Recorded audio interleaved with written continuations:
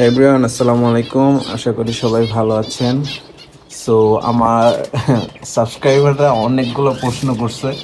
So একটা একটা করে ভিডিও ভিডিও বানাবো এবং একটা একটা করে অ্যান্সার করব, যাতে সবার বুঝতে সুবিধা হয় এবং বিস্তারিত বানাবো। সো সবার আগে এই যে দেখতে পাচ্ছেন, আমার সব কিন্তু শীতের দিন এখন। হুম আমার টেম্পারেচার সিস্টেমটা একটু আপগ্রেড করতেছি, তো এর জন্য খুলে ফেলছি। এখানে নাই, এই যে এইখানে উপরে দেখতে পারবেন, এইখানে এই যে একটা কন্ট্রোলিং সিস্টেম আছে, যে 31 ডিগ্রি লাইট জ্বালানোর পরে, হ্যাঁ ওইখানে এইখানে ধরেন, ও এই যে আছে একটা, হ্যাঁ 28।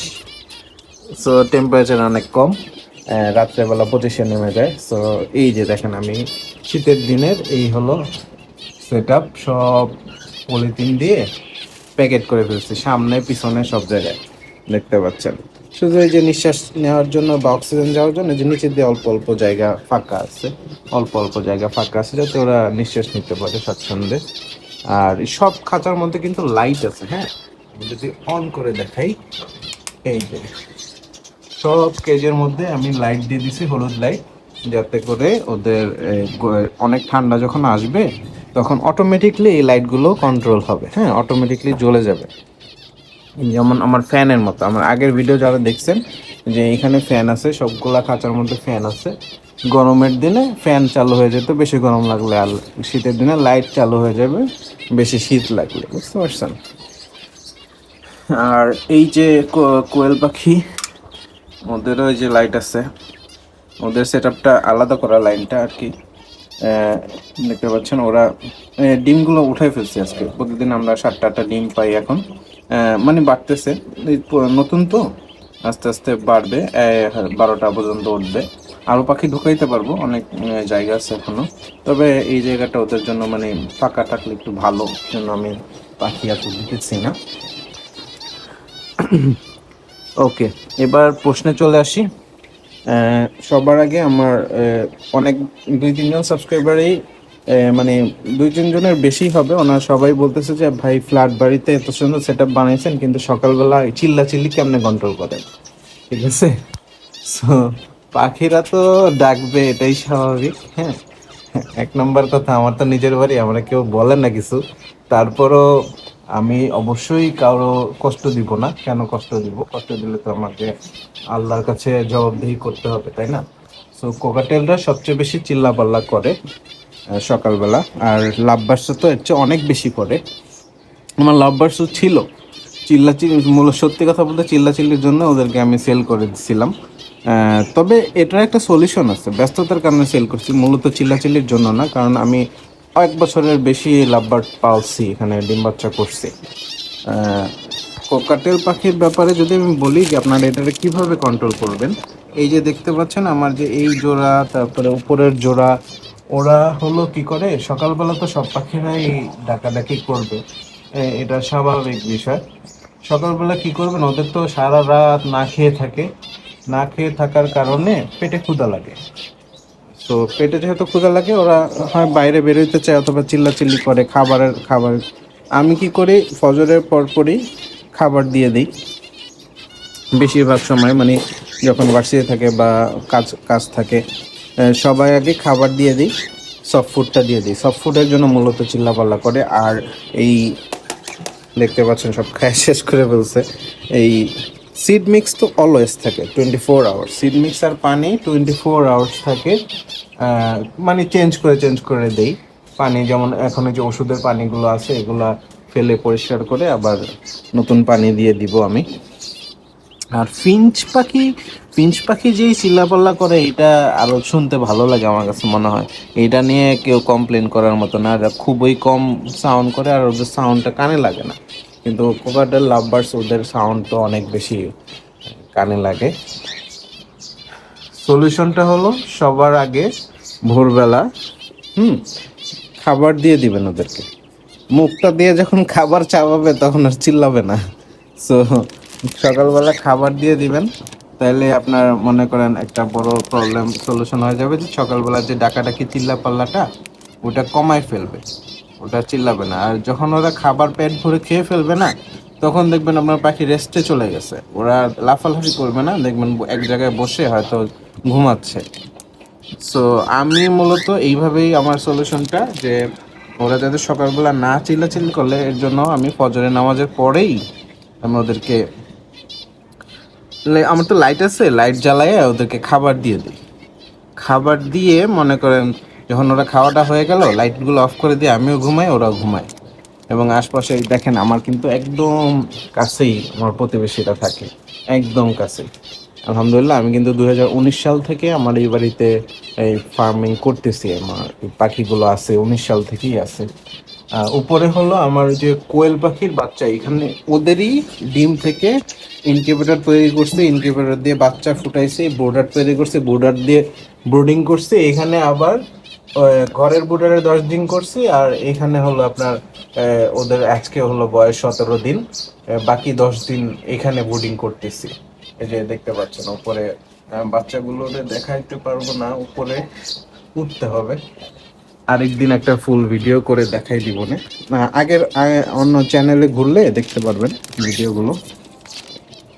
সো এই যে দেখতে পাচ্ছেন আজকে কিন্তু এই যে ওরা কিন্তু চিল্লাইতেছে না, আমি কিন্তু ভিডিও করতেছি, দেখতে পাচ্ছেন ওরা কিন্তু একজনও সাউন্ড শুনছেন, শুনে নেই কিন্তু ওরা কিন্তু চিল্লাইতেছে না। সো ওদেরকে আপনি যদি সকালবেলায় পেট ভরে খাবার খাইয়ে দেন না, ওরা কি করবে, এই যে চুপচাপ এখানে কিন্তু ঘুমাচ্ছিল না, এই যে আমি আসছি মোবাইল নিয়ে, এর জন্য এই যে উঠছে। সো এরকম আপনি সকালবেলায় খাবারগুলো দিয়ে দিবেন, বেশি করে খাবার পানি দিয়ে দিবেন। যারা ফ্রি থাকেন, সময় কম, মানে সময় আছে হাতে, তাদেরকে বলবো রাতের বেলা পানিগুলো বের করে ফেলবেন, আর বাকি সব খাবার থাকবে, অথবা সব খাবারও বের করে ফেলতে পারেন যদি আপনার হাতে সময় থাকে, আপনি সকালবেলা দিতে পারেন, আপনি জানেন। আর যারা ব্যস্ত, যারা জানেন যে হঠাৎ কোথাও যেতে হতে পারে বা ব্যস্ততা থাকতে পারে, ভুলে যেতে পারি, তারা অলওয়েজ দিয়ে রাখবেন, সেটাই বেটার আমার মতো করে। আমি এই যে এরকম খাবার লোড করে দিয়ে রাখি, অলওয়েজ খাবার থাকে, ওরা খাইতে থাকে। এই তিন তিন চার দিন পর পর আবার এগুলো 2-3 দিন পর পরই আমি আবার এগুলো পরিষ্কার করে দেই, অথবা নতুন খাবার ফিল করে দেই। সো এইভাবেই হলো আমি এই নয়েজটা কন্ট্রোল এইভাবেই করি, ঠিক আছে। আর রাতের বেলা আমি ওদেরকে ঘুমানোর সময় যেটা, আমি কোয়েল পাখিদের তো 16 ঘন্টা লাইট দিতে হয়, তাহলে ভালো রেজাল্ট পাওয়া যায়। নিচের খালি ওই লাইটটা 16 ঘন্টা জ্বলে, মানে রাত 10টা পর্যন্ত, 8টা 9টা পর্যন্ত আমি জ্বালায় রাখি, তারপরে অফ করে দিই। আর এগুলো সব অফ থাকে, সবগুলো অফ থাকে। ঠান্ডার জন্য ঠান্ডার লাইটগুলো, গরম লাইটগুলো, ওগুলো হয়তো জ্বলে আবার নিভে, জ্বলে আবার নিভে। তবে আমি মাঝে মাঝে জ্বালাইও না, কারণ যেহেতু অনেক ভালো করে ঢেকে দিছি, এত ভালো মানে এত লাইট টাইট লাগেও না, অত বেশি ঠান্ডা লাগে না। আর ওরা তো এখানে বহুদিন যাবত, এই জোড়াটা এই জোড়াটা আমার কাছে আছে 4 বছর ধরে, এখানেই, এই খাঁচাই, এই বক্সেই, এখানেই ওরা ব্রিড করতেছে, ডিম বাচ্চা করতেছে, আলহামদুলিল্লাহ ভালোই। আর এই জোড়াটা আমার কাছে আছে 1-1.5 বছর বা 2 বছর হতে পারে। কবে কিনছে আসলে দাঁড়ান, লেখা আছে 20/6/2024। হ্যাঁ, 2024-এর 6 কেনা, এই বক্সটা কেনা। এরকমই হবে ওদের, মানে আমার কাছে এরকমই হবে, এরকমই হয়তো 1-1.5 বছরই হবে আমার কাছে আছে ওরা, ঠিক আছে। আর ফিঞ্চ পাখিরা তো, এখানে ফিঞ্চ পাখি হলো জেব্রা ফিঞ্চ, আপনারা দেখতে পাচ্ছেন। তবে এখানে আমার সেট আপটা জেব্রা ফিঞ্চের না, আমি এখানে গোল্ডিয়ান আর আউল ফিঞ্চ, মানে দামি ফিঞ্চগুলোর জন্য আর কি তৈরি করছিলাম। তবে ওই পাখিগুলো এখন নাই, ওগুলো ছিল, সেল করে দিছি। এখন আবার এগুলো আপাতত খালি রাখবো, তাই এগুলো দিয়ে রাখছি। আমার ফিঞ্চের জন্য আলাদা একটা কলোনি বানানোর চিন্তা আছে। এই যে এই 2টা বাচ্চা হলো এইখান থেকে উঠছে, হ্যাঁ, এই 2টা বাচ্চা, 2টাই মেল, 2টাই সেল করে দিব। আর ওদের আবার ডিমে বসে আছে, হ্যাঁ, হয়তো যে দেখতে পাচ্ছেন নটটা শুধু একা। আর এই যে রোদ পড়ছে দেখতে পাচ্ছেন সকালবেলা, কিন্তু ওই যে ওই পাশটা কিন্তু আমি খোলা রাখছি, রোদটা যাতে ও পায়। হ্যাঁ, এখন ওই যে ওই পাশে ওয়াল হয়ে গেছে, আগে ফুল রোদ পাইতো, এখন রোদ পায় না, এর জন্য আমি যে লাইটের ব্যবস্থা করে দিছি।